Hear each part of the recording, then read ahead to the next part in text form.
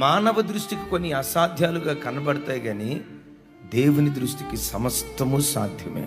నీ జీవితంలో ఏది నీకు అసాధ్యంగా కనబడుతుందో, ఇక ఇంతే నా బ్రతుకు, నా తలరాత, ఇది నా కర్మ, నేను ఇలా అనుభవించాలని దేవుడు నాకు రాసి పెట్టి ఉంచాడేమో, బ్రతుకు కాలమంతా ఈ రోగంతోనే, బ్రతుకు కాలమంతా ఈ అసమాధానంతోనే, బ్రతుకు కాలమంతా ఈ దుఃఖంతోనే, బ్రతుకు కాలమంతా ఈ ఏడ్పుతోనే నా జీవితం ముగించబడాలని, ఒకవేళ నా జీవితంలో దేవుడు ఇలా రాసి పెట్టాడేమో, నా పరిస్థితులు మారో, నా జీవితం ఇంతే, ఇక అసాధ్యం అని ఏవి అసాధ్యం అనుకుంటున్నావో, ఓ దైవజనుడిగా నా చెయ్యెత్తి మిమ్మల్ని ఆశీర్వదిస్తున్నాను. గడిచిన కాలాల్లో ఏది అసాధ్యంగా కనబడుతుందో ఈ ప్రార్థనల ద్వారా వాటన్నిటిని దేవుడు సాధ్యపరచబోతున్నాడు. ఇంతకాలం ఏది అసాధ్యంగా కనబడుతుందో అదే నీ కళ్ళ ఎదుట నా దేవుడు సాధ్యపరచునుగాక.